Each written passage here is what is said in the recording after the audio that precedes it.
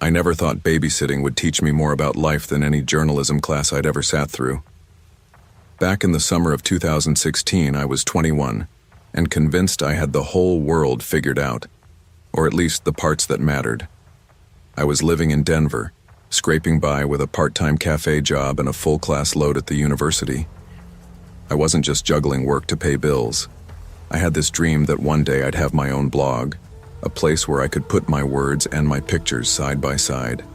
Street photography fascinated me, the way a camera could freeze a stranger's unguarded expression or capture a fleeting moment no one else would ever notice. The problem was, cameras weren't cheap. My plan was simple: babysit on weekends, stash away the cash, and one day buy a second-hand Canon that I'd been eyeing in a pawn shop downtown. The Reynolds family helped keep that plan alive. Mark and Jennifer Reynolds lived about 15 minutes from my apartment in a quiet neighborhood that looked like it had been copy-pasted from a suburban postcard.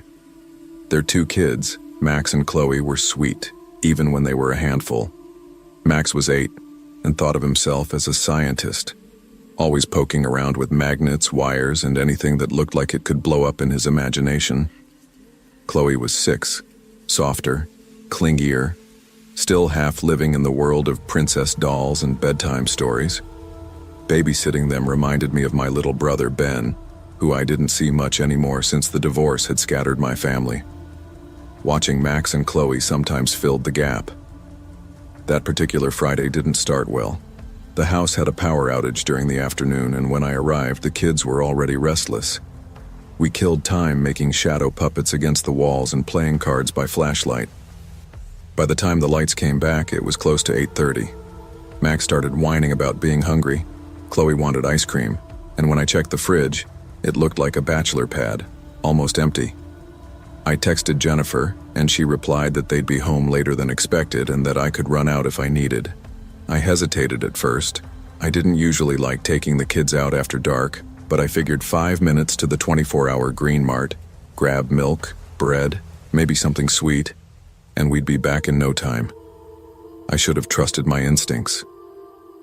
From the moment we pulled into that parking lot, something about the night pressed down on me, like an invisible weight.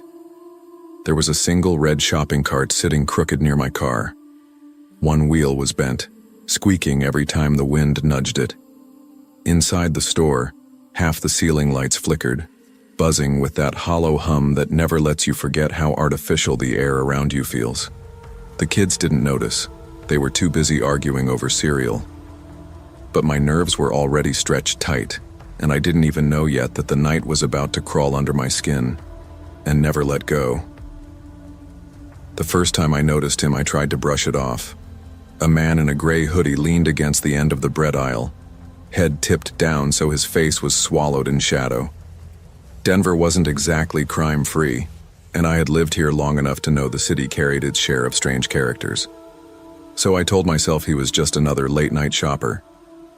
Still, the way his body angled, like he wasn't really looking at the shelves but at us, made my stomach shift. "Max, Chloe, pick fast," I said, forcing a light tone. "We're on a bedtime countdown." Max tossed a loaf of bread into the basket like it was a basketball. Chloe begged for chocolate milk. I pushed the cart forward, but when we reached the cereal aisle, the man appeared again. This time he was crouched low, pretending to study boxes at kid-eye level, but his posture was wrong. He wasn't scanning labels. He was watching. I reached into my back pocket and checked my phone, mostly to ground myself. A new message popped up from my roommate, Aaron. "That creepy guy near the bus stop last week? Just saw him again tonight by the gas station." My throat tightened. I looked up instinctively and my eyes locked with the gray hood. He was now at the candy racks, not even pretending anymore. Just standing, gaze fixed. Not on me, but on the kids. I swallowed hard. "Okay, team. Mission. Bedtime snack. Move fast." My voice came out higher than I wanted, but the kids were too distracted to notice. At the checkout, things unraveled further. My debit card declined twice. I knew I had money. The cashier shrugged. "System's been glitching tonight. Happens sometimes." I fished out crumpled bills from my purse, all while feeling the man's presence behind me in line. He didn't unload anything onto the conveyor belt. He just stood there, too close, breathing. Max tugged at my sleeve. "That man's weird." "Don't look. Let's go," I whispered. Outside, the parking lot was dim except for one flickering light post near my car. The kids climbed in as I unlocked the doors. I tried to play it casual, but Max's words cut through. "That man smiling at us?" Why, as I froze, I hadn't turned around yet. Slowly, I glanced over my shoulder. He was there, directly under the buzzing light, smiling. Not the kind of smile you give strangers, not even the awkward smile of someone caught staring. It was stretched, deliberate, like he knew something I didn't. Every muscle in me screamed to move faster. I buckled the kids in, jumped into the driver's seat and locked the doors. My hands fumbled with the seatbelt. That's when I heard it. Footsteps on the asphalt. I forced myself to look in the rearview mirror. He wasn't walking anymore. He just stood dead center of the lot, staring at us, hands buried deep in his hoodie pocket. And then my phone rang. Unknown number. Against every shred of common sense, I answered. No hello. Just breathing. Slow, heavy. Then a faint chuckle, low and sharp enough to twist my gut. I hung up, slammed the car into gear, and tore out of that parking lot like the devil was on my heels. But the worst part was still waiting for me back at the Reynolds house. The drive back should have been a relief. Instead, every stoplight felt like a trap.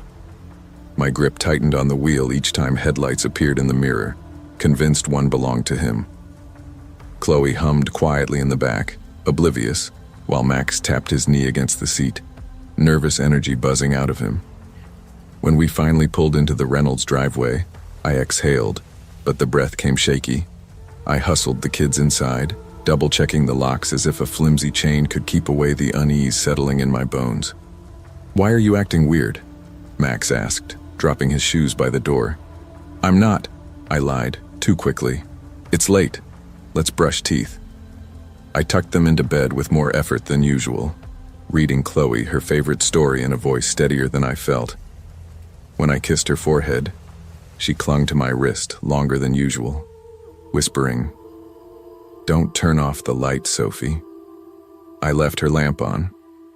Downstairs, I tried to distract myself with homework, but every creak of the house pressed against my ears. I drew the curtains tighter, half convinced I'd look out and see him standing on the sidewalk. By midnight, my phone buzzed again.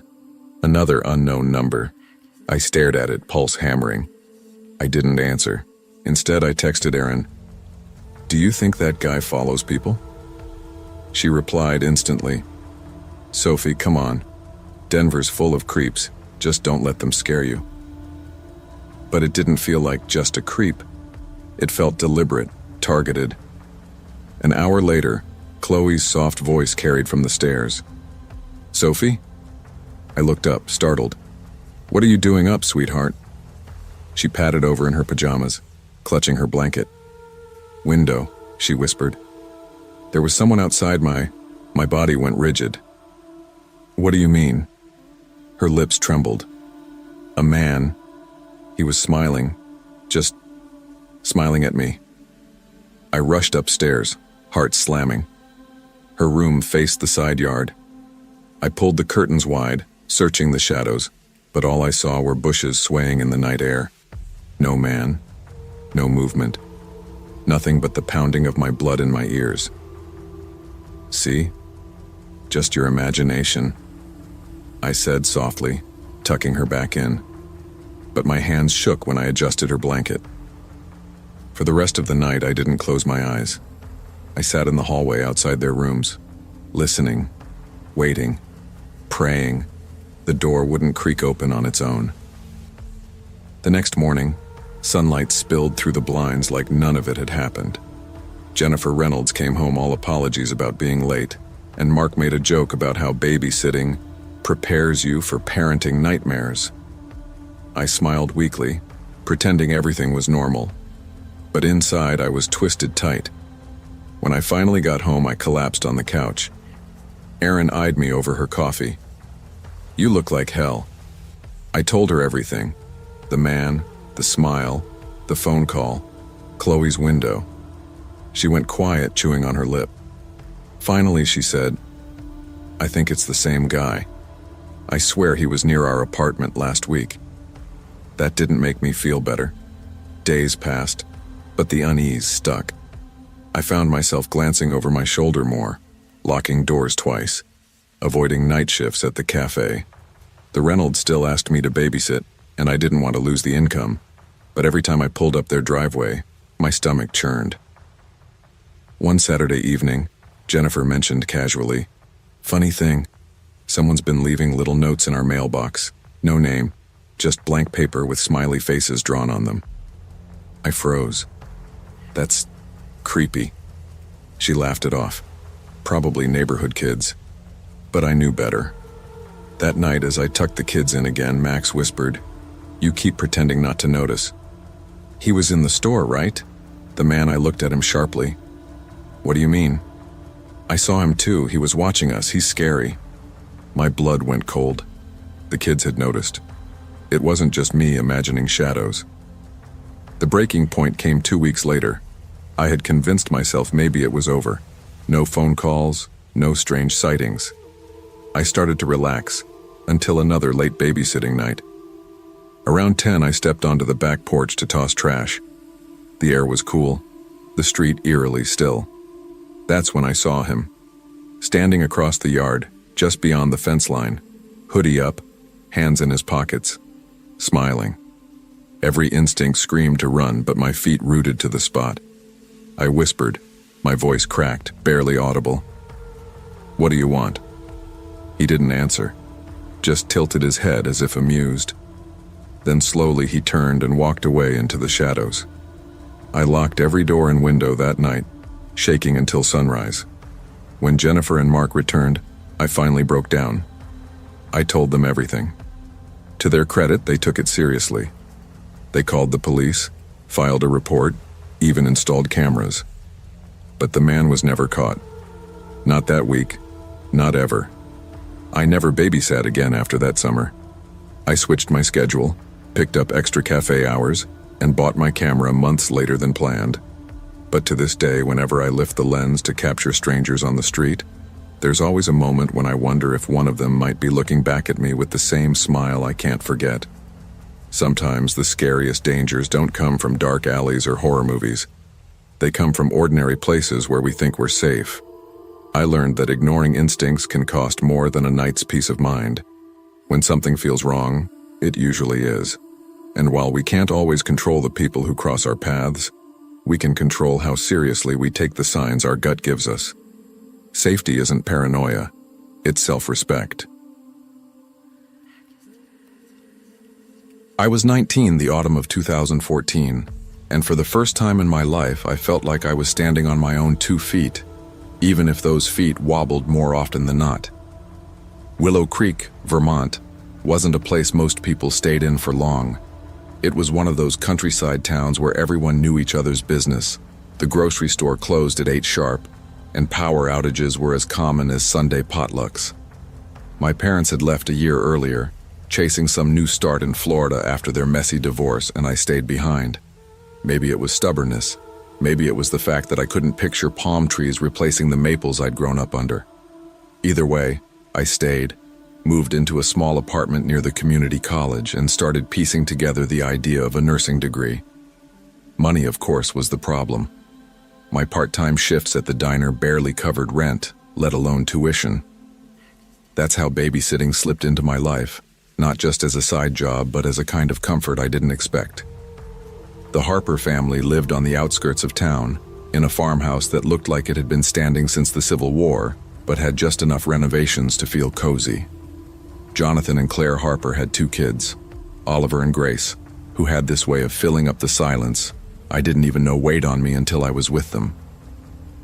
Babysitting there gave me more than cash. It gave me a piece of something that almost felt like family again.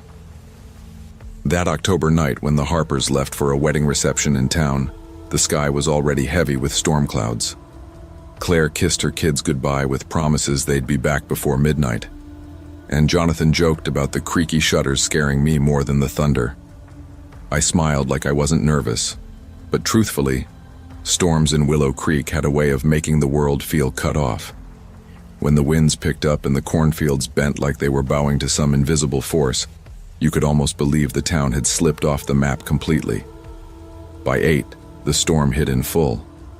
Rain pounded the roof, thunder rattled the windows, and the old wooden beams groaned like they were remembering every storm they had endured in the last 100 years. Grace curled into my side on the couch with her blanket, whimpering every time the wind howled.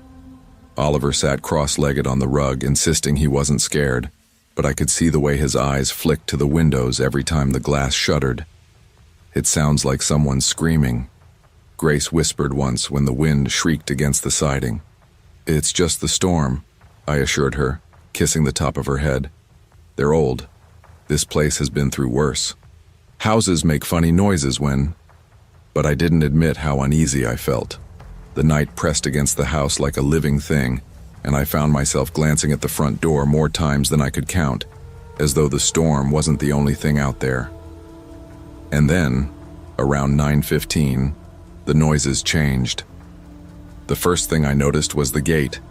It slammed open and shut like someone was deliberately rattling it, though I knew I had bolted it earlier. The sound carried even over the storm, metal against wood, over and over. My stomach sank as I pulled back the curtain just enough to see. The padlock hung loose, swinging with the rain, clanging as if mocking me. "Probably just the wind," I whispered, though my chest tightened. But before I could sit back down with the kids, a sound stopped me cold. A knock. Soft, deliberate. Not the rattle of shutters, not the storm flinging branches at the siding. A knock at the front door. My breath caught. I forced a calm smile for Oliver and Grace. "Probably a branch hit the porch," and I said. Oliver frowned. "Branches don't knock." A second knock came, sharper this time, the sound echoing through the old farmhouse. My palms went damp. I stood slowly and crept toward the door, every floorboard groaning under my weight. When I peeked through the peephole, my heart stuttered. Nothing. No one. Just rain pooling on the porch, dripping down the railing. I tried to laugh under my breath to convince myself I was being silly. But then came the third round. This time the knocking was faster, angrier, shaking the door in its frame like whoever it was knew how fragile the barrier was. Grace whimpered from the couch. "Hannah, who is it?" "No one," I lied. "Just go back to the story." I pulled out my phone, but the screen mocked me. No service, not even a single bar. And then, as suddenly as it began, the knocking stopped. Silence wrapped the house, heavy and unnatural after the pounding storm. I could hear my own heartbeat, hear the faint hiss of rain against the glass. I turned back toward the kids, and that's when I saw them. Muddy footprints. They trailed across the living room floor, wet and smeared, prints that hadn't been there minutes ago. They were small, uneven, almost child-sized, but too wide to be Grace's or Oliver's. The tracks led down the hallway, straight toward the children's bedroom. My throat tightened as I whispered, "Oliver? Grace?" I ran ahead, heart hammering, throwing the bedroom door wide. The kids were huddled together on the bed, eyes wide, clinging to each other. Grace's voice shook as she pointed toward the closet. He was here. A man. He stood right there. I locked the door behind us with trembling hands, pulling the dresser in front of it even though I knew how flimsy it was against anyone determined. My voice came out hoarse when I whispered, "It's okay. You're safe. I'm here." Oliver stared at me with a seriousness that didn't belong to a 7-year-old. "You don't believe us, do you?" I knelt beside him. "I do. I believe you." My chest ached with how true that was. The storm outside roared, masking every other sound, and that was almost worse. I couldn't tell if the house was settling or if someone was moving downstairs. Every creak felt deliberate. Every groan of the wood felt alive. Grace buried her face into my sweater. Why would he come inside? I didn't answer, because I didn't know. Minutes dragged by like hours. I pressed my ear to the door, straining to hear past the rain. Once I thought I heard footsteps, slow, measured, moving across the living room floor. My breath caught until the sound faded. I tried distracting the kids with whispered stories, but their eyes kept darting to the closet. I forced myself not to look, not to give power to whatever image haunted them. But inside, my own fear gnawed at me. If someone had really been standing in that room, where were they now? When the storm knocked the power out around midnight, the house went black. I fumbled for the emergency flashlight on the nightstand, its narrow beam slicing across the walls. The light swept over the closet door, and I swore I saw it shift. Just slightly, as though it hadn't been closed all the way. My knees nearly gave out. I clutched the flashlight tighter, whispering prayers I hadn't said in years. We didn't sleep that night. None of us. By morning, the storm had passed. The sunlight filtered pale and thin through the curtains, but it felt like salvation. When Jonathan and Claire finally came home, cheerful from their night out, I must have looked half dead. They laughed at first when I told them what had happened, thought it was a ghost story I made up to spook the kids. But when they saw the muddy footprints still drying faintly across the living room floor, their smiles dropped. Jonathan checked every lock, every window. Everything was still bolted. There was no sign of forced entry. Probably tracked in from when we left earlier, he muttered, though even he didn't sound convinced. Claire wrapped the kids in her arms, whispering apologies. I stood off to the side, my hands shaking too hard to hide. That afternoon I went home and collapsed into bed, but sleep didn't come easy. Every sound from the hallway of my apartment made me flinch. I kept replaying Grace's whisper. He stood right there. The police didn't take my report seriously. Happens more often than you think. Storm, old house, scared kids, the officer said. But I knew better. Weeks passed, and I forced myself to keep babysitting. I needed the money, and part of me felt like leaving the Harpers would mean abandoning Oliver and Grace to fears I had stirred up. But the house never felt the same. Every storm rattled me. Every creak dragged me back to that night. I started carrying pepper spray in my bag, kept the phone charged, and sat awake until the Harpers came home. One evening, when Grace handed me a drawing, my chest tightened. It was a crayon picture of the farmhouse. In the window, she had drawn me and Oliver and herself. And outside, standing by the gate, was a man in a gray outline.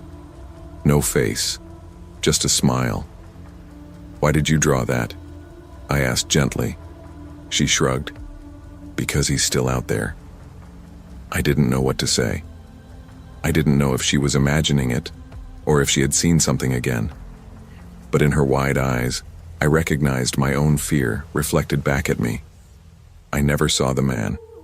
Not again. But the memory of those footprints, of that knock, has stayed with me longer than anything else from my teenage years. Safety isn't guaranteed. Not in a farmhouse. Not in a small town. Not even in the places we think are safest. When fear whispers that something is wrong, it's not weakness to listen. It's survival. Trusting your instincts can mean the difference between pretending everything is fine and protecting the people who depend on you. And sometimes the scariest thing isn't what we see outside the door, but what's already inside. The winter of 2018 in Madison was one of those long, brutal stretches where the snow never seemed to stop falling, and the sun rarely broke through the clouds. I was 17, halfway through my senior year of high school, and juggling classes, part-time babysitting jobs, and the constant pressure of college applications. Everyone around me seemed to have their futures lined up. Campus tours, acceptance letters, savings accounts. I had none of that. My mom worked long shifts at the hospital, just barely keeping the bills paid after my dad left years ago, and there wasn't a spare dime for things like application fees. That was on me. Babysitting became more than pocket money. It was survival. That's how I found myself spending most of my weekends at the Martins' house. They lived in a tidy 2-story home in a suburban neighborhood where every lawn looked trimmed the same, and neighbors waved like old friends even if they barely knew you. People bragged about how safe it was. Kids rode bikes after dark, doors stayed unlocked, and the loudest trouble was usually just a snowblower running too early in the morning. The Martins were kind, practical people, and their daughter Emma was one of the sweetest kids I'd ever met. 6 years old, endlessly curious, with a laugh that could thaw even the harshest Wisconsin winter night. Babysitting her didn't feel like work. It almost felt like borrowing the childhood simplicity I'd lost too soon. That Saturday night, I arrived at 6 sharp, stomping snow off my boots as Mrs. Martin rushed around putting on her earrings. She smiled gratefully when she saw me. "You're a lifesaver, Claire. We won't be late." "Take your time," I told her. "We'll be fine." The evening was normal, almost soothing. Emma and I made macaroni and cheese, her favorite, then spread out on the living room rug with a puzzle that seemed to take forever. She giggled when I pretended to put the wrong pieces in place on purpose, and after a bath and a bedtime story, she was out by 9.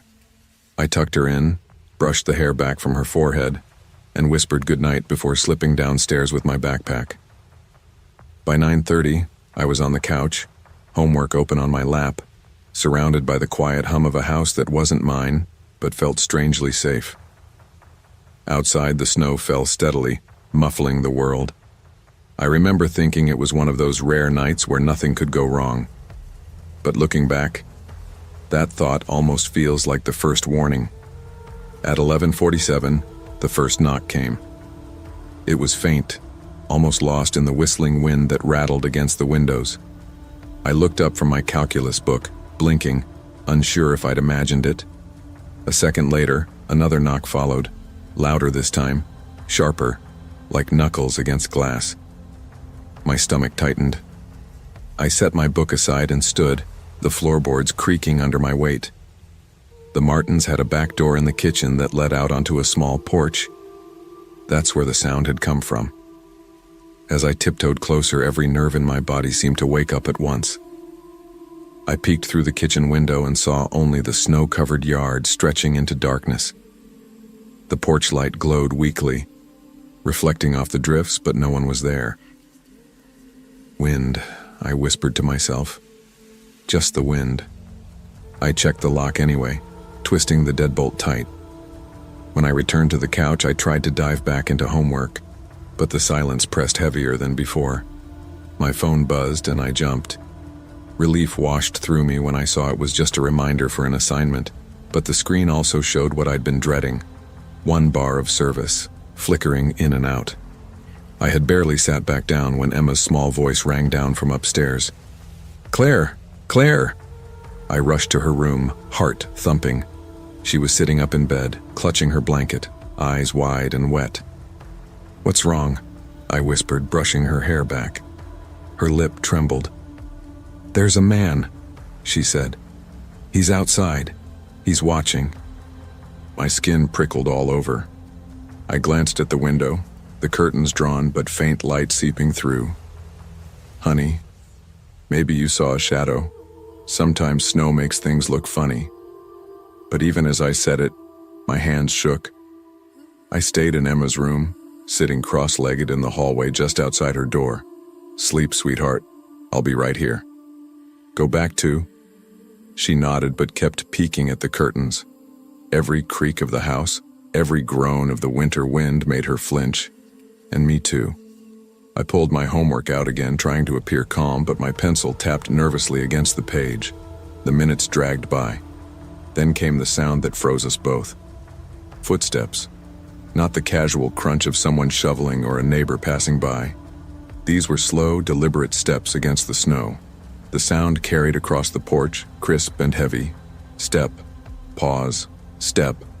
I forced myself to peek through the blinds, my breath caught in my throat.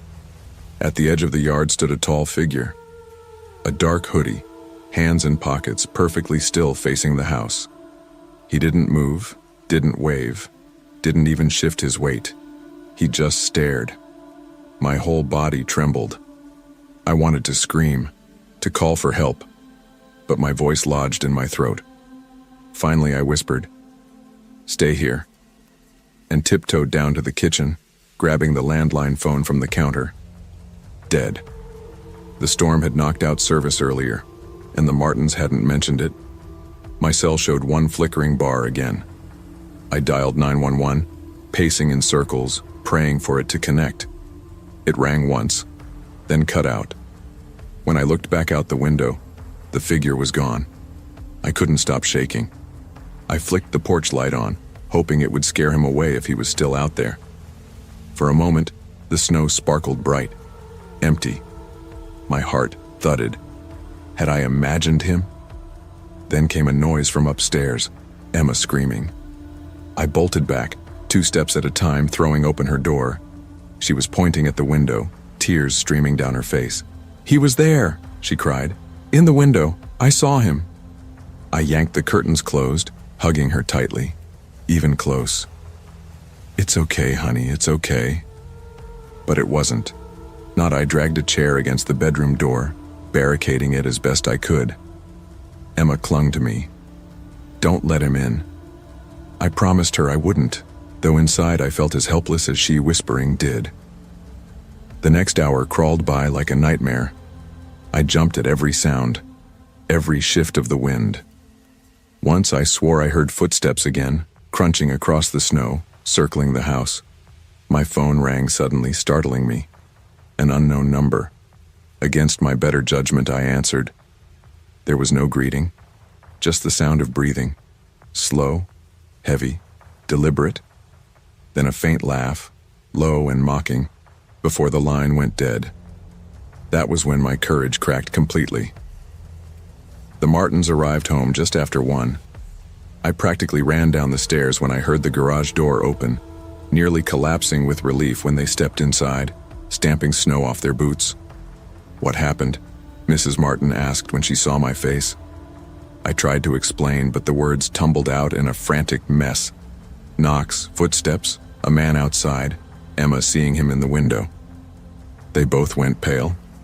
Mr. Martin pulled on his coat again and checked the yard with a flashlight. When he came back, his face was tight. "There are footprints," he said. "Weren't here earlier." Leading from the porch, across the yard, into the woods, the police came, but it felt routine to them. "Probably some teenager messing around," one officer said, though his eyes betrayed doubt when he glanced at Emma, clinging to my side. They took a report, promised to patrol the area, but I could tell they didn't expect to find anyone. I went home that night exhausted but wired, lying awake until the first pale light crept through my bedroom blinds. Every crunch of snow outside my window made me stiffen. I kept babysitting for the Martins, though I never stayed as calm as before. Every creak of their porch, every flicker of a shadow made me check the locks 3 times over. And even now, years later, I remember Emma's final whisper as clearly as the night it happened. He wasn't outside the whole time. I saw him in my window first. Danger doesn't always come crashing in with noise and chaos. Sometimes it stands silently in the dark, watching, waiting, testing how much we ignore before we act. I learned that listening to a child's fear isn't overreacting. It's often seeing what adults are too quick to dismiss. Safety is not about pretending everything is fine.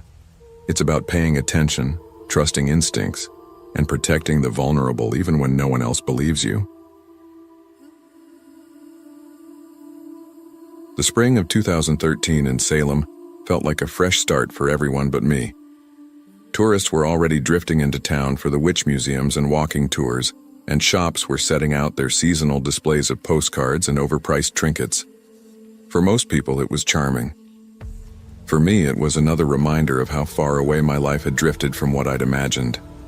I was 20, a literature major at the local college, sharing a cramped off-campus apartment with a roommate who seemed to live on loud music and instant noodles.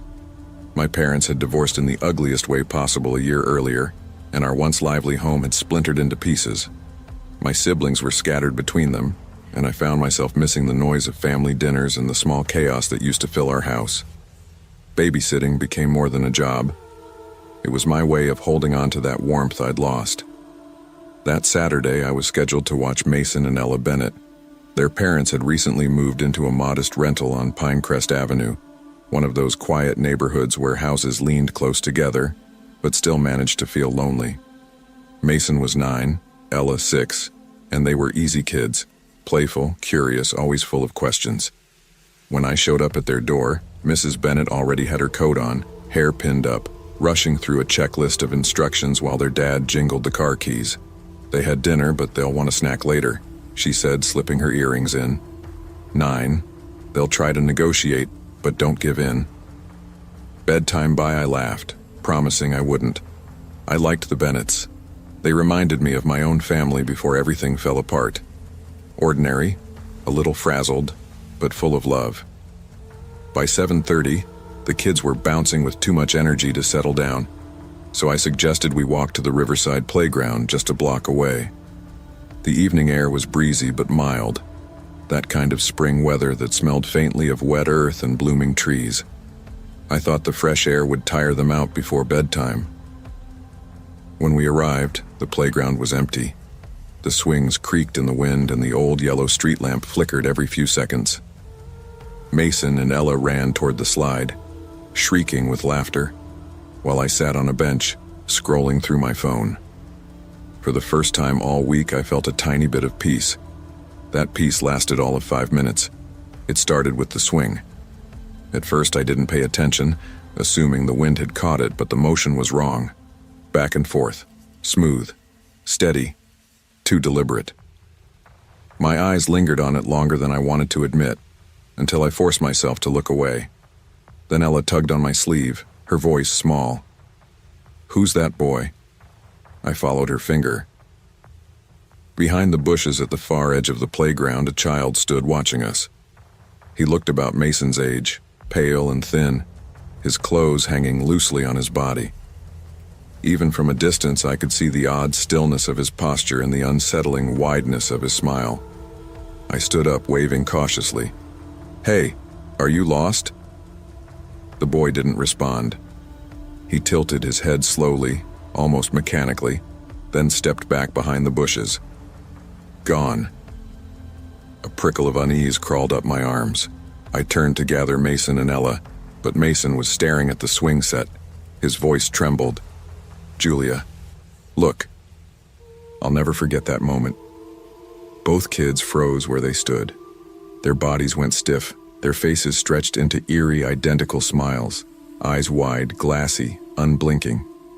They looked through me, past me, as if I wasn't even there. My chest seized. "Mason! Ella!" I rushed to them, grabbing their shoulders, scaring me. My voice cracked, desperate. "Stop it. You're," for what felt like forever, they stayed frozen. Then suddenly they blinked, gasping like they'd surfaced from deep water. Ella burst into tears. "What happened?" she whispered. Mason shook his head, pale and confused. I don't remember." Neither of them remembered smiling. I didn't waste another second at that playground. I grabbed their hands and marched us back to the Bennett's house, forcing calm into my voice, though my pulse was racing. "Bedtime now," I said, trying to keep it light. We had our fun. Once inside, I locked every door and window. My hands trembled as I slid the bolts into place. The kids didn't argue about bed this time. Ella clung to her blanket. Mason hovered near me, unusually quiet. I tucked them in, kissed their foreheads, and whispered reassurances I didn't believe myself. Downstairs, I tried to convince myself I was overreacting. Maybe the boy had been a neighbor. Maybe the kids had been playing some strange game.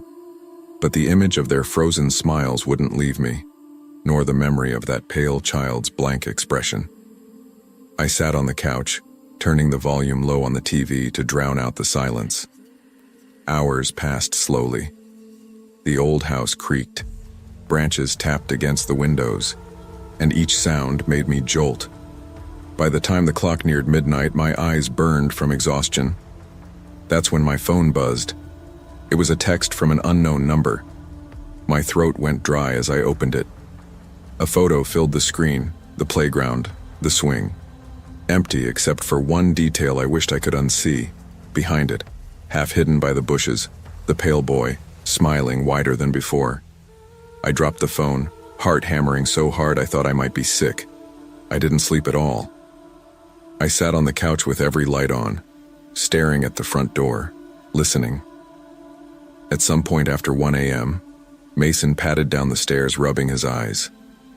"I can't sleep," he whispered. "I keep seeing that boy." I pulled him into a hug, forcing strength into my voice. "It's okay, Mason. You're safe here." But even as I said it, I wasn't sure. I checked my phone again. The message was still there, staring back at me. No reply when I texted back. No answer when I tried to call. Just silence. At 2 a.m., the sound started again. The swing. Faint, rhythmic, creaking. Only this time it wasn't coming from outside. It was coming from inside the house. I froze, every hair on my body standing on end. Slowly, I turned toward the hallway, and my blood ran cold. At the end of the hall, in the faint glow of the lamp, the shadow of a swing moved back and forth against the wall. But there was no swing there, just the shadow, swaying as though it belonged. I clutched Mason tighter. "Back upstairs," I whispered. "Now." We hurried to Ella's room, locking the door behind us. Ella woke, crying softly, clinging to her brother. I held them both, whispering promises until the first gray light of dawn seeped through the blinds. When the Bennetts came home, I told them everything. I expected disbelief, maybe irritation, but Mrs. Bennett went pale, glancing at her husband. He avoided my eyes. Later, I overheard them whispering in the kitchen. The last tenant said the same thing. I never babysat for the Bennetts again, not because they didn't ask, they did politely, but because I couldn't bring myself to set foot in that house again. I deleted the photo from my phone, but it didn't matter. It was burned into my memory, along with the sound of the swing and the hollow stillness of those smiles. For weeks after, I jumped at shadows. I checked my siblings' faces whenever I visited home, afraid of seeing that same glassy stare.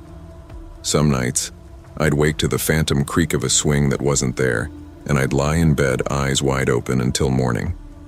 I don't know what the boy was. Maybe a ghost, maybe something worse, maybe just a story I'll never untangle. All I know is that I saw something real in the way Mason and Ella froze, something that went beyond childhood imagination. And I know the photo was real, no matter how much I want to believe otherwise. Sometimes I walk past the riverside playground in daylight when kids are laughing and parents are chatting on the benches. Everything looks normal, safe, ordinary.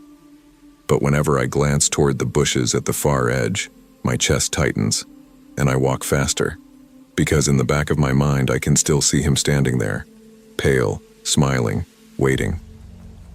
What I learned that spring is that not all dangers come with warnings we understand. Sometimes they arrive quietly, disguised as something harmless, testing whether we'll notice. Fear taught me to pay attention, to trust instincts, to protect the children first, and to never ignore what feels wrong. But the deepest lesson was this: some things leave marks you can't erase, and pretending they don't exist only gives them more power. Facing fear doesn't mean you can control it, it means you can survive it. Winter in Brookhaven always felt gray and heavy, even when the streets were decorated with strings of holiday lights. I was 19 then, a sophomore at the community college, and I was constantly tired. My days blurred into each other, classes, studying, babysitting jobs, and late nights spent trying to convince myself I was still on track for my dream. All I wanted was to buy a used piano. Music had been the one thing that made me feel alive when I was younger, but ever since my dad left, lessons were out of the question. Babysitting money was my only path toward that dream. That's how I ended up at the Lawsons' house on Maplewood Drive one freezing night in January. They had just moved into town, and when Mrs. Lawson asked around for sitters, someone passed along my number. Their home was large and modern, with tall white walls, bright windows, and a neatly trimmed front yard. It looked safe, like the kind of place where nothing bad could happen. The kids, Evan, 8, and Sophie, 5, were already asleep when I arrived at 8 o'clock. The parents greeted me warmly, gave me a list of emergency numbers, and handed me $20 up front for pizza in case I got hungry. Just before leaving, Mr. Lawson chuckled and said, "Don't mind the landline if it rings. We've been getting random calls, telemarketers or glitches, I think." I waved it off. "I'll be fine," I said, and I meant it. Babysitting usually made me feel grounded. A quiet house, kids asleep upstairs, time to catch up on homework. It almost felt like I was borrowing the stability I'd lost. By 10:30, the house was silent. I curled up on their couch with my laptop, highlighting passages from my history textbook. I was halfway through a chapter when the landline rang, sharp and sudden, echoing through the quiet living room. I assumed it was the Lawsons checking in. I answered quickly. "Hello?" The voice on the other end wasn't theirs. It was a man's voice, low, raspy, and deliberate. "Don't check the kids' room." At first, I thought I misheard. My stomach flipped, more than I wanted it to. "Who is this?" I demanded, my voice shaking. But the line had already gone dead. I stood there, the phone still pressed to my ear, heart pounding so loudly, I swore the whole house could hear it. My rational side screamed it had to be a prank call. The Lawsons had warned me about telemarketers. Maybe some creep dialed a random number. That was all. Still, I couldn't focus. I sat back on the couch, staring at my laptop screen but not reading a single word. Every creak of the house made me flinch. The refrigerator hummed, the heat clicked on, my ears strained for anything unusual. 10 minutes later, the phone rang again. This time, the voice was sharper, angrier, as though the caller knew I had ignored him. "I told you not to check." My hand shook so violently that I dropped the receiver. It clattered against the table. I scanned the windows, the door, the dark corners of the living room. That's when I saw him. Across the street, under the yellow glow of a streetlight, a man stood perfectly still. Tall, shoulders hunched inside a dark hoodie. He didn't move. He didn't wave. He just stared at the Lawson house. My throat closed. I grabbed my cell phone, but when I pressed the screen, all the bars were gone. Zero signal. I tried calling the Lawsons anyway, but the call failed. Panic tightened in my chest. My eyes darted back to the streetlight. He was still there, watching. Then the landline rang again. Against every instinct, I answered. The voice on the other end whispered every detail of what I was wearing. Tied back. Little silver necklace. Red sweater. Hair. I pressed a hand to my chest. Whoever it was, they weren't just across the street. They were watching me, right then, in real time. I couldn't stay frozen any longer. The kids. I had to check on the kids. I crept upstairs, heart hammering with every step. Evan and Sophie's bedroom doors were closed. I opened Sophie's door first. She was curled up, breathing evenly, fast asleep with her stuffed rabbit clutched in her arms. Relief nearly buckled my knees. I checked Evan next. Same thing. Safe. Unaware. I shut their doors quietly and whispered to myself, "It's fine. They're fine."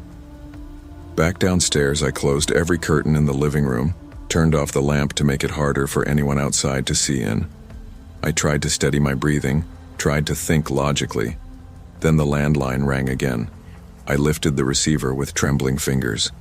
Before I could speak, the voice came through, lower this time, almost like a growl. "Check again." I slammed the phone down, chest heaving. I wanted to run, but where? Outside was worse. Upstairs was the only option. I grabbed my bag and hurried back up to Sophie's room. I locked the door behind me, dragging a chair under the knob. Sophie stirred but didn't wake. I sat on the floor beside her bed, clutching my phone even though it showed no signal. Minutes ticked by like hours. Then, faintly, I heard it. The sound of crunching footsteps on the frozen grass outside. Slow, deliberate, moving closer. I forced myself to the window, pulling the curtain back just enough to peek outside. He was closer now. The man in the hoodie. He wasn't under the streetlight anymore. He was standing at the edge of the Lawsons' yard, his head tilted upward. as if he knew exactly which room I was in. I ducked down, breath ragged. My hands shook so violently I almost dropped my phone. I dialed 911 on the landline in the bedroom, praying it would work. It did. The dispatcher's calm voice steadied me a little. I whispered everything, the calls, the man outside, the children. She told me to stay on the line, to stay quiet, that officers were already on their way. The minutes between that call and the arrival of the flashing lights were the longest of my life. I crouched beside Sophie's bed, whispering to her stuffed rabbit, promising myself I'd keep them safe. When the red and blue lights finally painted the curtains, relief hit me so hard I almost sobbed. I peeked outside again. The man was gone. By the time officers searched the property, there was no sign of him. No man, no hoodie. But near the kids' windows outside, they found cigarette butts, still fresh, and footprints leading toward the woods. When the Lawsons returned home, the relief on their faces turned to something else when I told them what happened. Their color drained. They admitted their last babysitter had quit suddenly, saying she'd gotten weird phone calls at night. They hadn't thought much of it at the time. I was too shaken to be angry. All I wanted was to go home. That night, lying in bed, I replayed it all. The voice, the description of my sweater, the figure under the streetlight. I didn't close my eyes until morning. I never babysat again. The money didn't matter anymore, not compared to the thought of that man watching me, waiting. Weeks later, walking home from campus at dusk, I felt it again, the prickle on the back of my neck. I turned. Across the street, under a flickering light, a man in a hood stood still, head tilted, as though he'd been waiting for me. I walked faster, but the truth settled deep inside me. Some things don't end just because the night does. We trust quiet neighborhoods, locked doors, or the idea that danger is far away. But fear reminds us it can be close, watching, patient. That night changed me. I learned to trust my instincts, to take warning signs seriously, and to never dismiss fear as just nerves. The most important lesson of all, your safety is worth more than money, more than pride, more than pretending everything is fine. If something feels wrong, it probably is, and listening to that instinct might save your life. The summer of 2015 was a blur of deadlines, side jobs, and late nights that always ended with me hunched over my sketchpad. I was 20 then, a graphic design student in Redwood Hills, California, clinging to the hope that if I worked hard enough, something would break my way. Tuition bills never stopped arriving, and my mom, already stretched thin paying rent, couldn't help much. I had promised myself that summer I would focus on my portfolio for a contest that offered an internship. It felt like my chance to breathe, to finally get noticed. Babysitting wasn't part of the plan that night. My sketchpad was open across my lap when the phone buzzed. It was Mrs. Myers. She sounded rushed, almost frantic. Their usual sitter had canceled last minute, and she begged me to come watch the kids so she and her husband could catch a movie they'd planned for weeks. I hesitated. I really did. But when she offered extra pay and mentioned how much the kids liked me, guilt gnawed at my stubbornness. I said yes, grabbed my bag, and walked the few blocks to Sycamore Lane. The Myers house was big and modern, the kind with long hallways that swallowed sound and made you wonder why people needed so many rooms. Inside, it smelled faintly of lemon cleaner. The kids, Noah, 10, and Lucy, 7, were already in their pajamas, winding down for the night. They were good kids, quiet, polite, easy to handle. Mrs. Myers gave me the emergency list, kissed the kids, and hurried out with her husband. By 9:30, I had tucked both children into bed upstairs.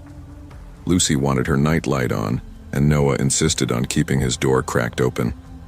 I told them I'd be downstairs if they needed anything, then padded back down to the living room. For the first time all day, I let myself relax.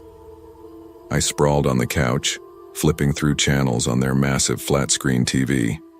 It was the kind of television you couldn't imagine affording in a student apartment. I scrolled on my phone, half watching, half sketching ideas in my notebook. That was when it happened. The TV flickered. Not static. Something else. The screen blinked, and for less than a second I swore I saw a hallway. Not a movie. Not a commercial. A hallway that looked eerily like the one upstairs in the Myers house. I blinked hard. My rational side pushed it away. Maybe an input glitch, maybe some interference. I switched the channel and brushed it off. But the image burned in my mind long after it disappeared. I was still thinking about it when Lucy's small voice echoed down the stairwell. "Elena, can you turn the TV down? Someone's talking really loud in the hallway." The remote slipped from my hand. My throat tightened. I shot up from the couch, heart racing. Upstairs, the hallway was empty. Silent. I checked both bedrooms. Lucy was trembling under her blanket, Noah half asleep but annoyed. I forced a smile. "It's just the storm rattling the windows," I told her. She nodded reluctantly, clutching her stuffed bear. But when I walked back downstairs, the silence of that house pressed in on me heavier than before. At 10:47 p.m., the landline rang. I nearly jumped out of my skin at the shrill sound. Who even used landlines anymore? I told myself it had to be the Myers checking in, so I answered quickly. "Hello?" What I heard wasn't their voice. It was male. Distorted. Low, almost like it was crawling through static. "Don't look at the TV." Then the line cut. I stood frozen with the receiver pressed against my ear, pulse pounding so hard I could hear it. My first instinct was denial. A prank, I thought. Wrong number. My imagination filling in the rest. But even as I tried to rationalize it, my stomach knotted. I turned toward the living room.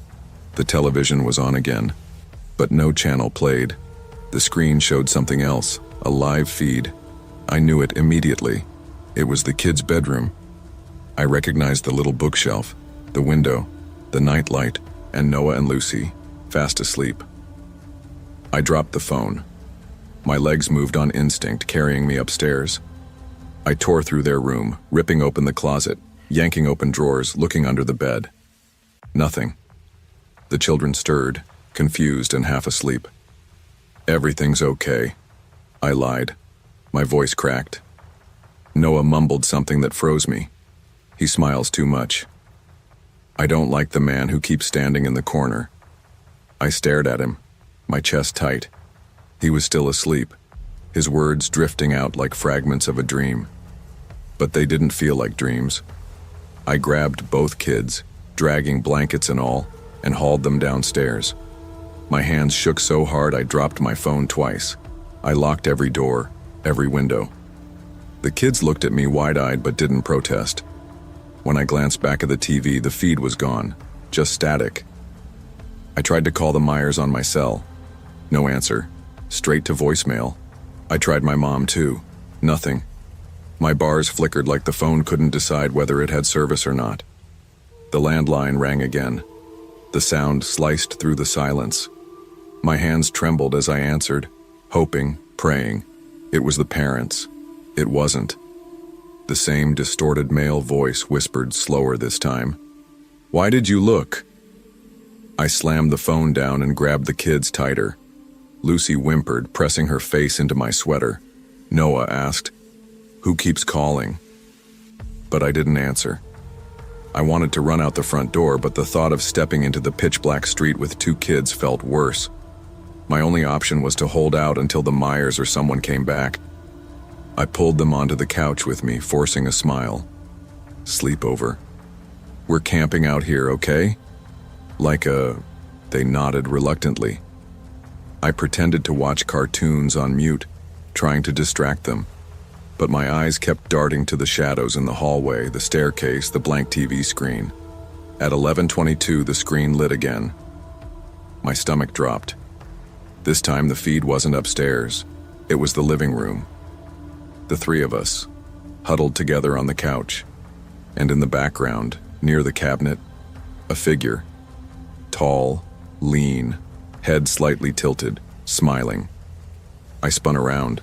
The cabinet was empty. No one was there. But the feed, grainy, black and white, showed him standing there like he belonged in the room with us. I couldn't think straight. My mind scrambled between protecting the kids, figuring out where the cameras were, and fighting the urge to scream. I forced myself to grab the landline again. "No one. What's your emergency?" The voice of the dispatcher nearly made me cry with relief. I stammered everything. The calls, the TV, the kids, the figure. She told me to stay calm, that officers were already on their way, to lock myself in a room if possible. Minutes passed like hours. I paced with the phone clutched to my ear, the kids clinging to my legs. Then we heard it, a faint creak from above us, the attic. I thought my heart stopped. I whispered it into the phone. The dispatcher told me to stay put. By the time red and blue lights flashed outside the house, I nearly collapsed from relief. Officers swept the home, their heavy boots pounding against the floorboards. They ordered us outside. I wrapped the kids in blankets and carried them to the squad car.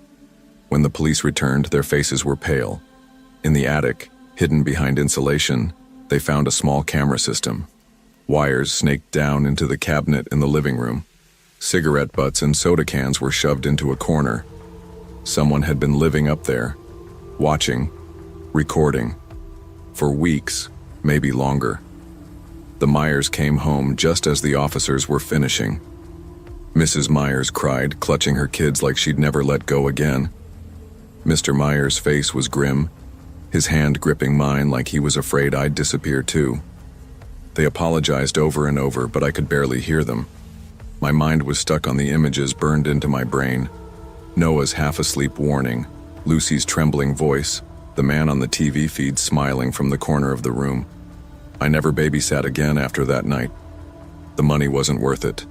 My sketches, my contest, even my dream of an internship, all of it seemed trivial compared to the reality that someone had been there, living above, watching. Months later, when life had started to feel normal again, it happened. I opened my laptop to check email, scrolling through spam and school notices. One message stopped me cold. No subject, no sender I recognized, just an attachment. I clicked it before I could stop myself. The photo was grainy, black and white. It was me, sitting on the Myers couch that night. My face pale, eyes locked on the television. And in the corner, blurred but unmistakable, that same figure. Smiling, safety isn't guaranteed just because a house feels secure or because a neighborhood seems quiet.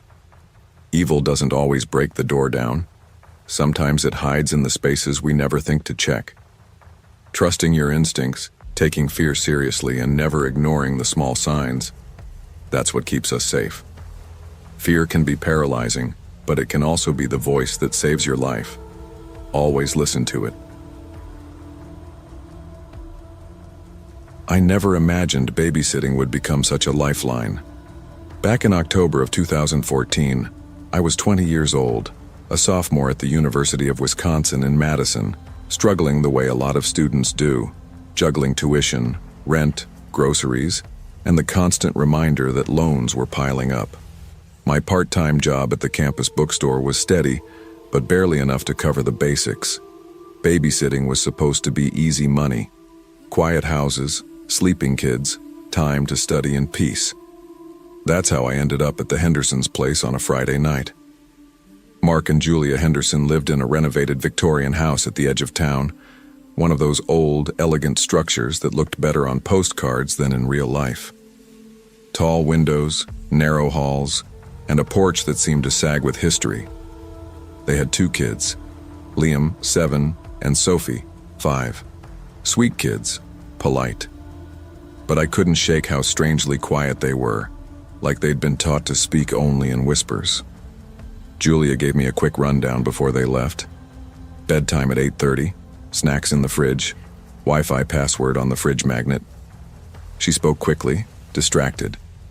As she walked me through the kitchen, she brushed past the basement door and said sharply, "Oh, that's just storage, don't bother with it." Her tone carried finality, like she was warning me not to ask questions. By the time I got the kids into bed, after a movie and a story, They were out cold. I double-checked the locks because Julia had mentioned a couple break-ins in the neighborhood. Then I poured a glass of water and settled into the living room with my laptop. It felt like the perfect setup: quiet house, steady paycheck, and a chance to catch up on history notes. But half an hour later, just as I was settling into the rhythm of reading, I heard it. A soft, muffled crying sound. At first I thought it was Sophie. I climbed the stairs and peeked into their rooms. Both kids were asleep, their breathing steady, faces peaceful. I lingered for a moment, staring at them to make sure. Then I headed back down, convincing myself it was just the wind or an old pipe in the walls. Except the sound didn't stop. It grew clearer, sharper. It wasn't upstairs. It was beneath me, from the basement. I froze in the hallway, straining to listen. The crying was faint, like a child calling for help but buried under layers of wood and air. My first instinct was to call the Hendersons, but I imagined their reaction. Me, the college babysitter, panicking over nothing. I clenched my jaw and decided to check it out myself. I found a flashlight in the hallway drawer. My hand hesitated on the basement doorknob, Julia's warning still echoing in my mind. But curiosity, and something deeper, something protective, pushed me forward. The door groaned when I opened it. The crying stopped instantly. I stood frozen in the doorway, staring into the darkness below. The silence was so heavy, I could hear my own pulse thudding in my ears. I stepped down slowly, the wooden stairs creaking under my weight. The beam of my flashlight slid across stacks of dusty boxes, shelves full of old furniture and cobwebs clinging to corners. The basement smelled of damp earth and rust. Then my light caught something odd. Children's toys scattered across the concrete floor. Not Liam or Sophie's toys, these were older. Faded dolls with cracked faces, wooden blocks, a tin car with peeling paint. My chest tightened. I knew the toys upstairs. These didn't belong to the Henderson kids. That's when I saw it. In the far corner stood a rocking horse. Its paint was chipped, its body worn with age, and it was moving. Slowly, back and forth, rocking on its own, though the basement air was still. I whispered to myself, "No, that's not possible." The air turned colder. My breath came out visible. And then, from somewhere near the rocking horse, I heard it. A whisper, low, deliberate. "Ethan." My name. My grip tightened on the flashlight. My whole body shook, but I couldn't look away from that corner. I don't remember how long I stood there, staring at the rocking horse swaying back and forth. Every nerve in my body screamed at me to run, but my legs wouldn't move. My name whispered out of the shadows again, softer this time, like it was crawling along the floor. That was when my phone buzzed in my pocket. The sound made me jolt so hard I nearly dropped the flashlight. My hands trembled as I pulled it out. On the screen was a new message from an unknown number. It read, "Don't wake them. They're safer asleep." I felt my throat close up. Whoever was sending that text, they knew where I was, they knew about the kids, and they were watching. Suddenly, every shadow in the basement seemed alive. I bolted back up the stairs, slamming the door shut and locking it. My chest heaved as I tried to think rationally. Call 911. That's what I should do. But when I dialed, my screen froze. The call failed. No service. I glanced at the clock. It was almost 10. My eyes darted up the stairs toward the kids' room. My mind kept circling back to the message.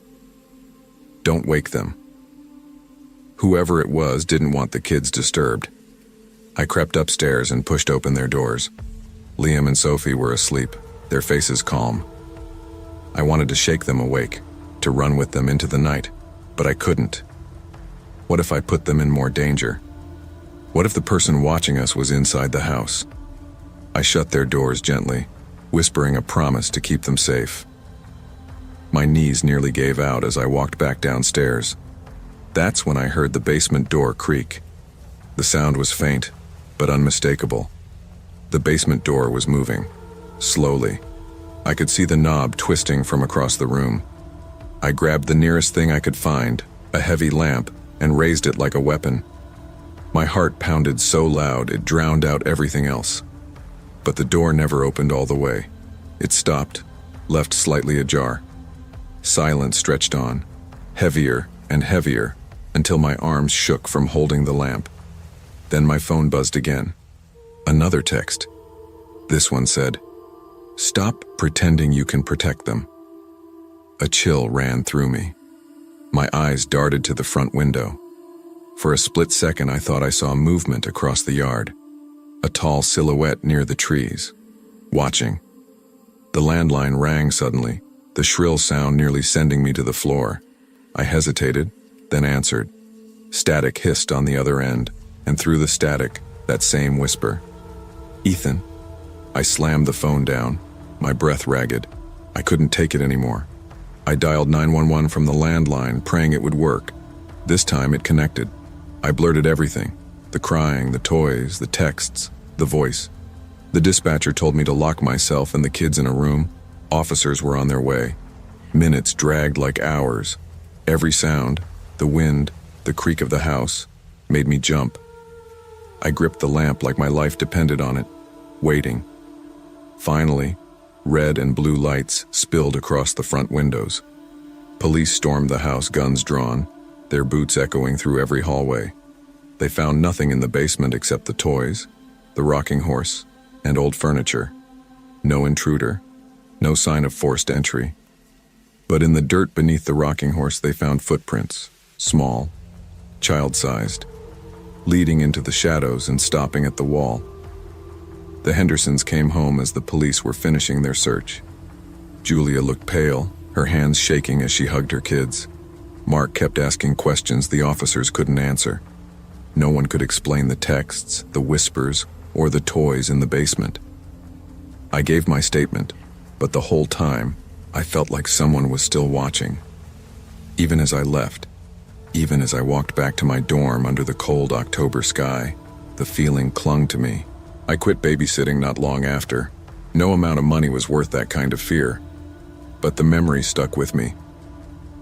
A week later, I was in the library finishing an essay when my phone buzzed again. Unknown number. The message said, "Don't forget, I'm still here."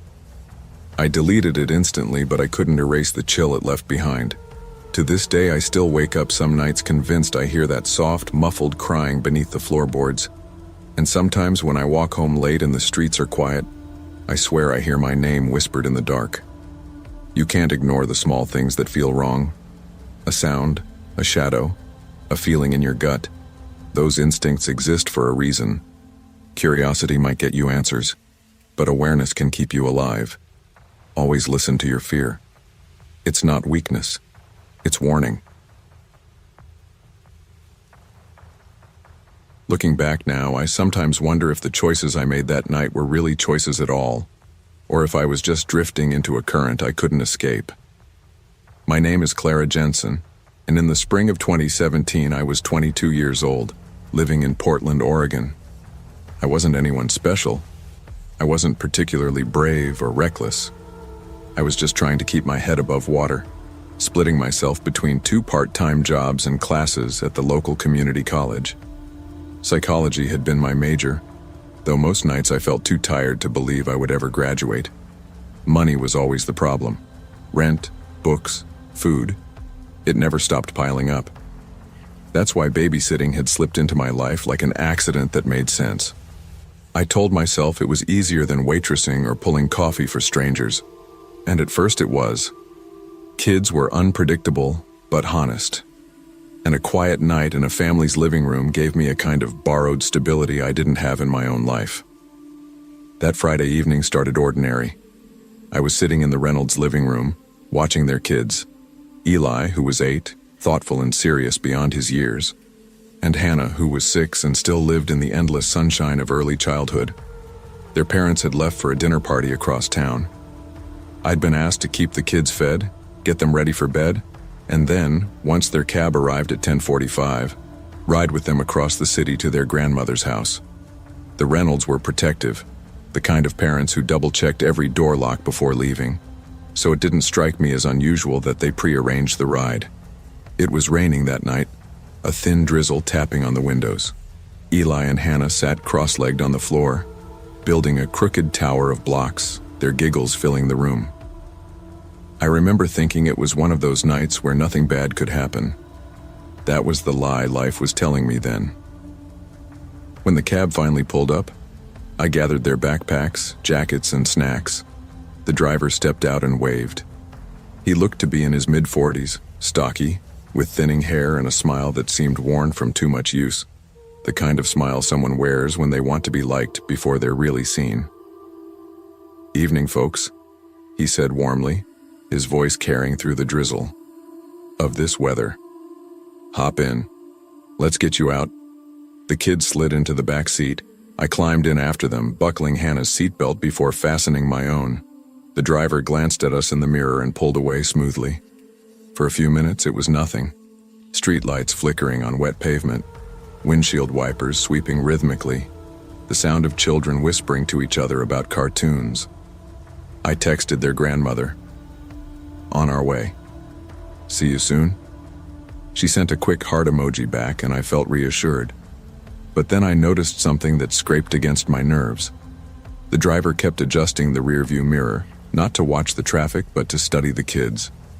Every time Hannah giggled, his lips curled into a faint smile. It was small, almost harmless, but I felt my stomach tighten anyway. I told myself not to overthink it. People glance at kids all the time. Still, I found myself looking away from the mirror. We drove another 5 minutes before I realized we should have turned left toward the highway.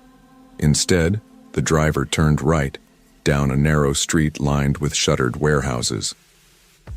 "Excuse me," I said, forcing calm into my voice.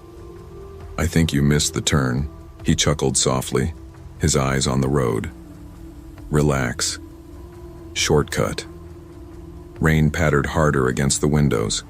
My phone buzzed, and for reasons I couldn't explain, I gripped it tighter. That was the moment the night began to bend into something I would never forget. I knew something was wrong, but I couldn't show fear in front of the kids. Eli leaned toward me, his voice small and tight. "This doesn't look like the way to Grandma's." I smiled as if nothing was wrong. "It's fine, buddy. Just a different route." But my palms were clammy against my jeans. I checked the locks casually, tugging at the handle. Nothing. Child lock. The driver's eyes flicked up in the mirror, watching. "Everything good back there?" "Yeah," I answered quickly, my throat dry. "All good." I needed to think. My mind ran through possibilities. Was this guy really dangerous, or just weird? Could I call the grandmother? If I made a scene, would that scare the kids more? Pretending to be casual, I dialed the grandmother's number. I spoke loudly into the phone. "Yes, Mrs. Reynolds. We're about 10 minutes away. Yes, the driver is taking the usual highway route." For the first time, the driver's smile faltered. His hands tightened on the wheel and he pressed the accelerator just slightly harder. My stomach dropped. The rain grew heavier, blurring the streetlights into pale smears. The buildings around us looked abandoned, their windows boarded and dark. That's when my phone buzzed again. I expected a reply from the grandmother, but the notification wasn't from her.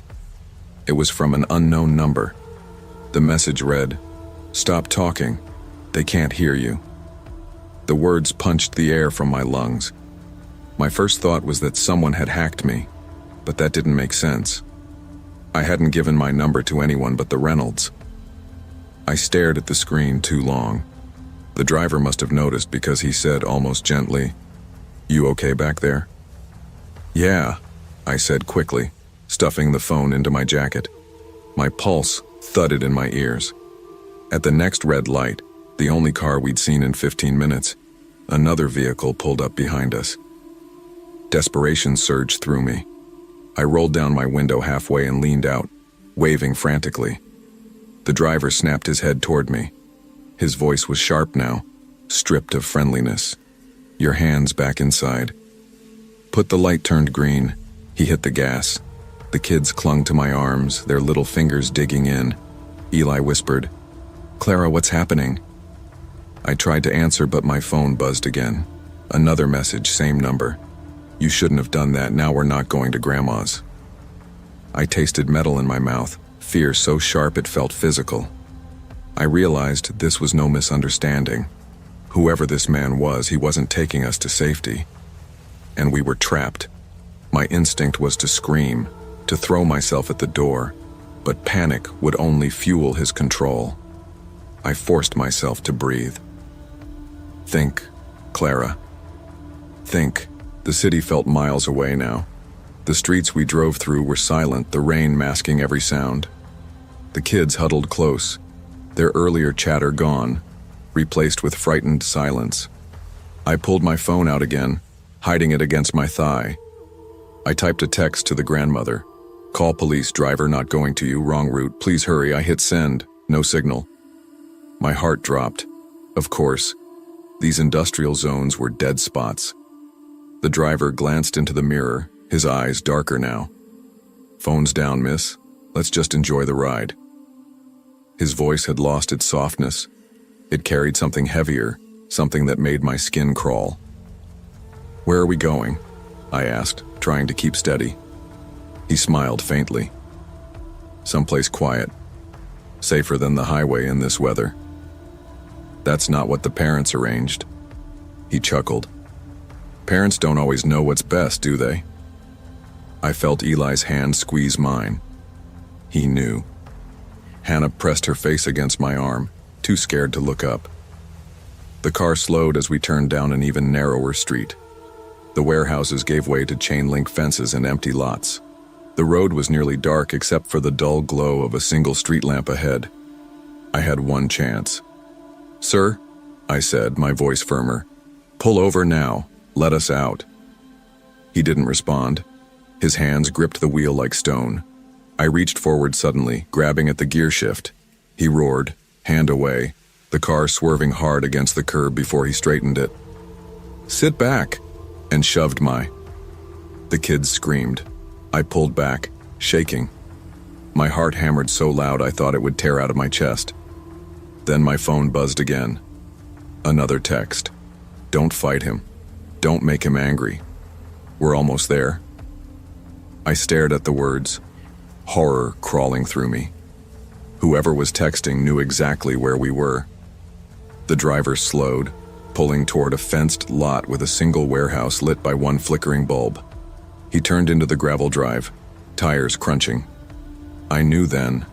We had minutes left before something irreversible happened, and I had to act.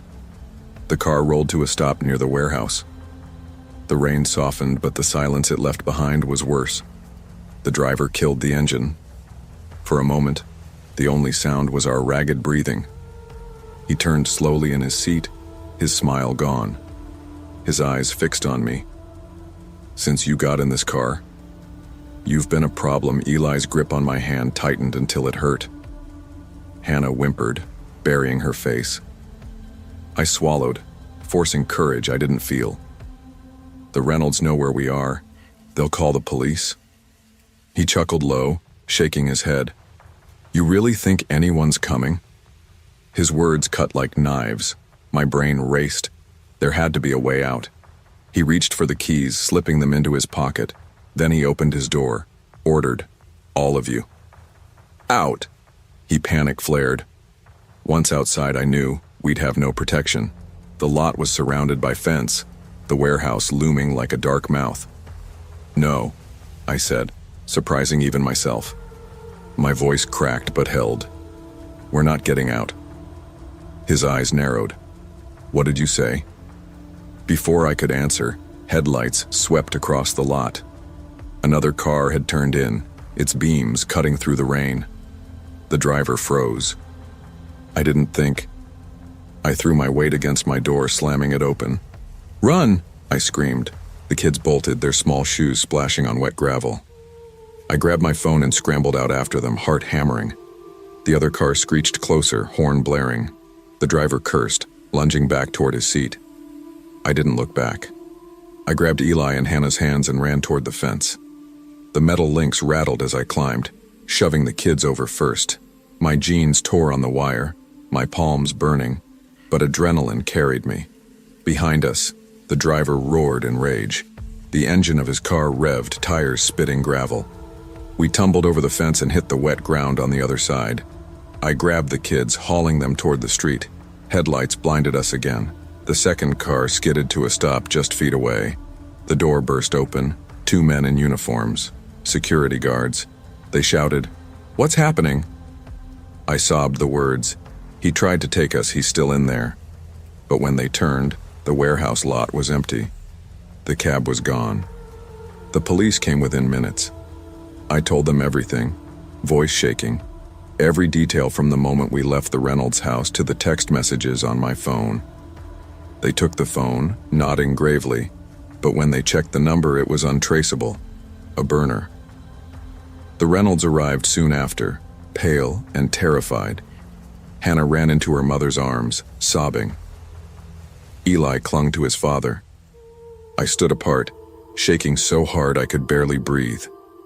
The officers searched the area, but they found nothing. No trace of the cab, no trace of the man. It was as if he had vanished into the night. In the days that followed, the police called me for updates, but nothing ever came of it. They couldn't find the car, the driver, or the origin of the texts. The Reynolds were furious at the cab company, but even they swore no such driver had been dispatched under their name. For months afterward, I couldn't ride in a stranger's car. Every time a man glanced in the mirror, my skin prickled with fear. Nights became worse. I'd wake to the sound of my phone buzzing, convinced I'd see another message. "You shouldn't have done that." But it never came. Years later, I still think of that night, of the rain, the children's hands in mine, the sick feeling of being hunted. I never stopped babysitting entirely, but I learned to trust my instincts more than politeness.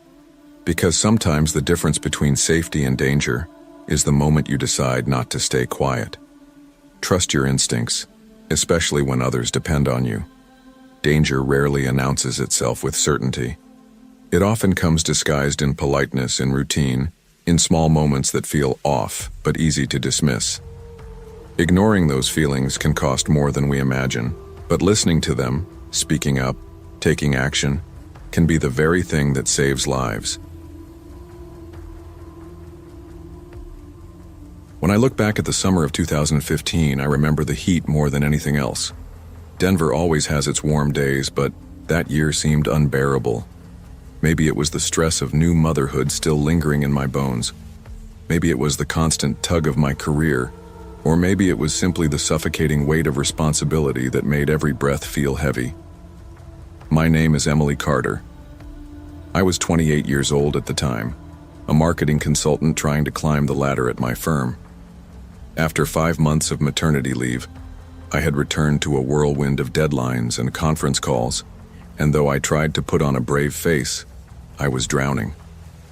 My husband, Daniel, was supportive, but he was fighting his own battles at work, staying late at the office more nights than not. Our daughter, Maya, had just turned 5, and she was the brightest part of my day, the reason I forced myself out of bed every morning. But loving her didn't erase the exhaustion that ate away at me. We needed help. Not just any help. Someone trustworthy. Someone who could ease the pressure without adding to it. I resisted the idea of daycare because I wanted Maya's evenings to feel warm and personal. A babysitter seemed like the best compromise. That's when Sophie Lane came into our lives. I met her through a neighbor who said Sophie had been looking for work. She was 21, soft-spoken, with an almost fragile demeanor. She told me she had dropped out of college because of finances and was saving money to go back. She didn't come across like most girls her age.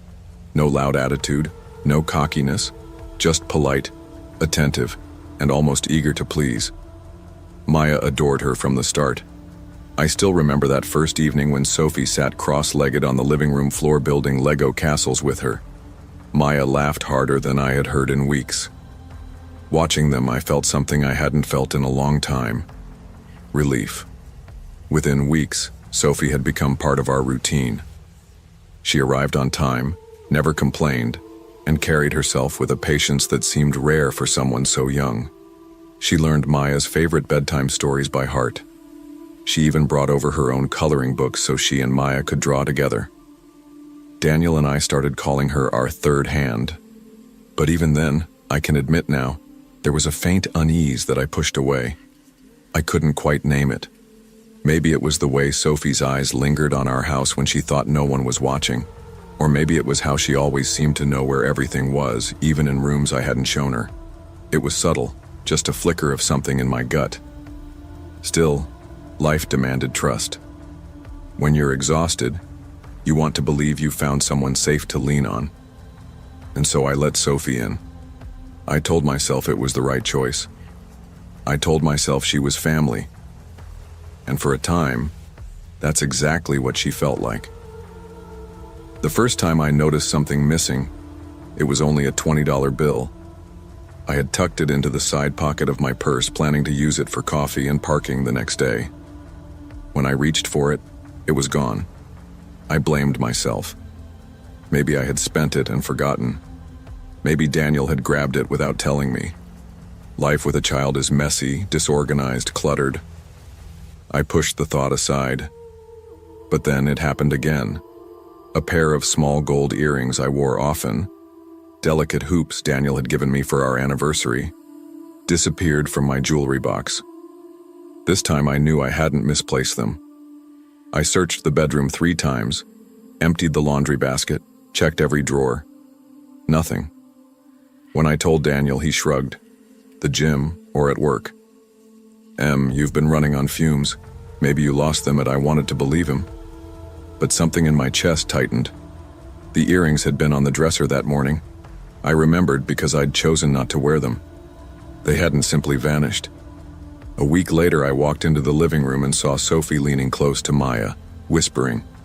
Maya was smiling, nodding eagerly. When Sophie noticed me, she straightened quickly, her face flushed. "What's going on?" I asked. "Oh, nothing," Sophie said with a nervous laugh. "We were just playing pretend." But later that night, while tucking Maya into bed, she said something that made my heart stop. "Mommy, Sophie says some things are our little secret, like when she tells me special stuff. She said you don't have to know everything." The words lodged in my throat. Secrets. Between my daughter and her babysitter. I smiled for Maya's sake, kissed her forehead, and told her good night. But as soon as I closed her door, I leaned against the wall and felt my pulse race. Something was wrong. I couldn't accuse Sophie outright, not without proof. If I was wrong, I'd not only ruin a relationship that had become central to our lives, but I'd also risk looking paranoid. But I couldn't ignore it anymore. That night, lying awake next to Daniel, I whispered, "What if Sophie's been stealing from us?" He sighed. Don't start imagining things. She's been good to Maya. Don't overthink it." I wanted to scream. Why was it always overthinking when my instinct spoke? So I made a decision. If no one else would take my concerns seriously, I'd get the truth myself. The next day, I bought a small nanny cam. The camera was small, discreet, and easy to hide on a bookshelf in the living room. I told myself it was just to ease my mind. Maybe I'd catch nothing but hours of Maya playing and Sophie reading her magazines. Maybe then I'd finally be able to sleep without replaying the whispers and the missing jewelry in my head. The first 2 days were uneventful. Sophie and Maya colored, watched cartoons, played with dolls. Sophie looked like any ordinary sitter. Attentive, patient, gentle. But on the 3rd day, everything changed. I watched the footage late that night after Maya had gone to bed. Daniel was still at the office, so I sat alone with the laptop open on the kitchen table. My finger hovered over the play button longer than it should have. At first, it was normal. Maya on the rug drawing while Sophie flipped through her phone. But then, when Maya wandered upstairs for a toy, Sophie's posture shifted. She set her phone down, glanced toward the stairs, and then moved quickly to the sideboard. She opened the drawer, rifled through envelopes, and pulled out cash. My stomach dropped as I watched her slide the bills into her bag. I kept watching, numb. Later in the footage, she slipped one of Maya's bracelets into her pocket. At one point, she crouched by the cabinet where we kept spare keys and rummaged as if searching for something. By the end of the video, my hands were shaking so hard I had to close the laptop. I had my proof. When Daniel came home, I showed him. He swore under his breath, pacing the kitchen. You were right." "Jesus, of course I was right," I snapped, though my voice cracked. "Maya. She's been stealing from us. He rubbed his face. "What do we do?" I didn't answer immediately. Part of me wanted to call the police that second. Another part wanted to confront her myself, to see her face when I told her I knew. But mostly I wanted to scream. I had let this girl into my home. I had trusted her with my daughter, and she had betrayed every ounce of that trust. The next day, I asked Sophie to come over early. I told her we needed to talk.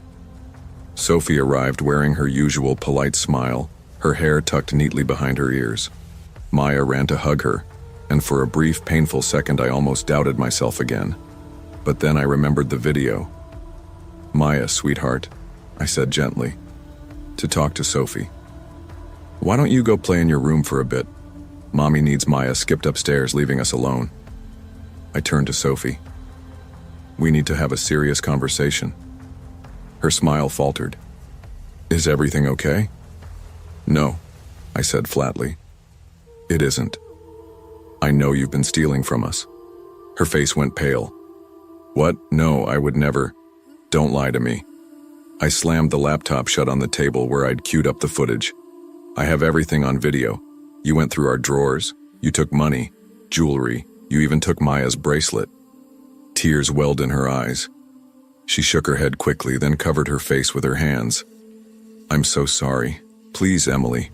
I didn't know what else to do." Her voice cracked with desperation. Between sobs, she spilled the truth. She was drowning in credit card debt, behind on rent, barely scraping by. She said she hadn't meant to hurt anyone.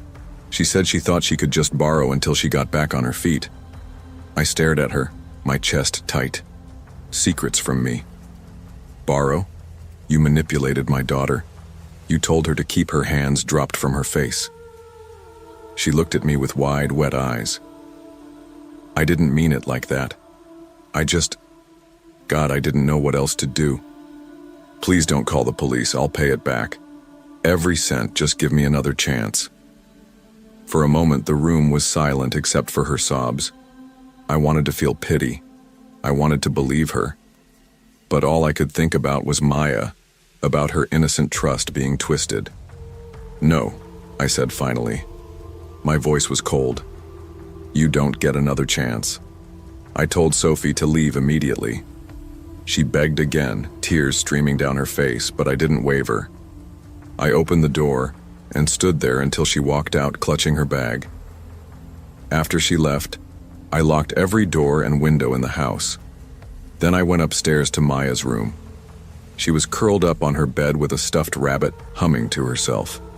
When she saw me, she smiled. "Is Sophie coming back tomorrow?" she asked. I hesitated. "No, honey. She won't be babysitting anymore." "Why not?" I tucked the blanket around her shoulders. "More time together." "Because Mommy decided it's better if we spend..." She nodded sleepily, satisfied with the answer. But my chest ached with the knowledge that she had trusted Sophie more than anyone outside our family.